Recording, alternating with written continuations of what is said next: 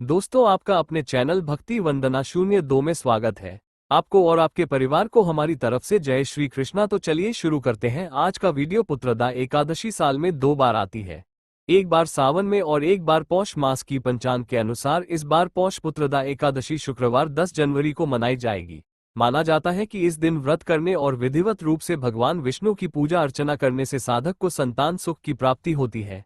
इस दिन व्रत रखने से संतान संबंधी दिक्कतें दूर होती हैं। पुत्रदा एकादशी व्रत कथा। महाराज युधिष्ठिर ने पूछा, है भगवान, आपने सफला एकादशी का महात्म्य बताकर बड़ी कृपा की। अब कृपा करके ये बतलाइए कि पौष शुक्ल एकादशी का क्या नाम है, उसकी विधि क्या है और उसमें कौन से देवता का पूजन किया जाता है। भक्तवत्सल भगवान श्री कृष्ण बोले, हे राजन, इस एकादशी का नाम पुत्रदा एकादशी है। इसमें भी नारायण भगवान की पूजा की जाती है। इस चर और अचर संसार में पुत्रदा एकादशी के व्रत के समान दूसरा कोई व्रत नहीं है। इसके पुण्य से मनुष्य तपस्वी, विद्वान और लक्ष्मीवान होता है। इसकी मैं एक कथा कहता हूं, सो तुम ध्यानपूर्वक सुनो। भद्रावती नामक नगरी में सुकेतुमान नाम का एक राजा राज्य करता था। उसके कोई पुत्र नहीं था। उसकी स्त्री का नाम शैव्या था। वो निपुत्री होने के कारण सदैव चिंतित रहा करती थी। राजा के पितर भी रो रो कर पिंड लिया करते थे और सोचा करते थे कि इसके बाद हमको कौन पिंड देगा। राजा को भाई, बांधव, धन, हाथी, घोड़े, राज्य और मंत्री, इन सब में से किसी से भी संतोष नहीं होता था। वो सदैव यही विचार करता था कि मेरे मरने के बाद मुझको कौन पिंडदान करेगा। बिना पुत्र के पितरों और देवताओं का ऋण मैं कैसे चुका सकूंगा। जिस घर में पुत्र न हो उस घर में सदैव अंधेरा ही रहता है। इसलिए पुत्र उत्पत्ति के लिए प्रयत्न करना चाहिए। जिस मनुष्य ने पुत्र का मुख देखा है वो धन्य है। उसको इस लोक में यश और परलोक में शांति मिलती है, अर्थात उनके दोनों लोक सुधर जाते हैं। पूर्व जन्म के कर्म से ही इस जन्म में पुत्र, धन आदि प्राप्त होते हैं। राजा इसी प्रकार रात दिन चिंता में लगा रहता था। एक समय तो राजा ने अपने शरीर को त्याग देने का निश्चय किया, परंतु आत्मघात को महान पाप समझकर उसने ऐसा नहीं किया।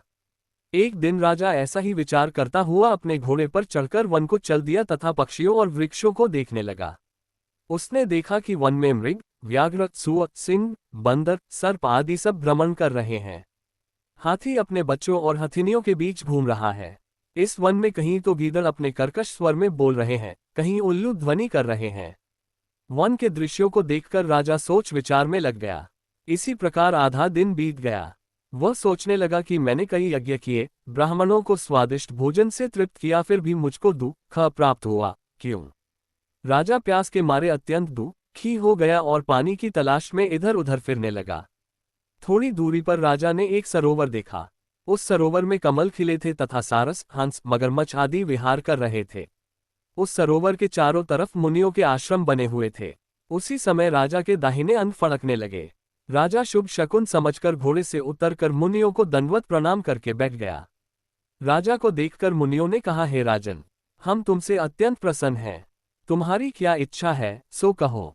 राजा ने पूछा, महाराज आप कौन हैं और किस लिए यहाँ आए हैं, कृपा करके बताए। मुनि कहने लगे कि हे राजन, आज संतान देने वाली पुत्रदा एकादशी है। हम लोग विश्वदेव हैं और इस सरोवर में स्नान करने के लिए आए हैं। ये सुनकर राजा कहने लगा कि महाराज मेरे भी कोई संतान नहीं है। यदि आप मुझ पर प्रसन्न हैं तो एक पुत्र का वरदान दीजिए। मुनि बोले, हे राजन, आज पुत्रदा एकादशी है। आप अवश्य ही इसका व्रत करें। भगवान की कृपा से अवश्य ही आपके घर में पुत्र होगा। मुनि के वचनों को सुनकर राजा ने उसी दिन एकादशी का व्रत किया और द्वादशी को उसका पारण किया। इसके पश्चात मुनियों को प्रणाम करके महल में वापस आ गया। कुछ समय बीतने के बाद रानी ने गर्भ धारण किया और 9 महीने के पश्चात उनके एक पुत्र हुआ। वह राजकुमार अत्यंत शूरवीर, यशस्वी और प्रजापालक हुआ। श्री कृष्ण बोले, हे राजन, पुत्र की प्राप्ति के लिए पुत्रदा एकादशी का व्रत करना चाहिए। जो मनुष्य इस महात्म्य को पढ़ता या सुनता है उसे अंत में स्वर्ग की प्राप्ति होती है। दोस्तों, आपको मेरी यह वीडियो कैसी लगी कमेंट बॉक्स में अवश्य बताएगा। और अगर अभी तक आपने हमारे YouTube चैनल को सब्सक्राइब नहीं किया है तो कृपया हमारे YouTube चैनल को सब्सक्राइब कर लीजिए। जय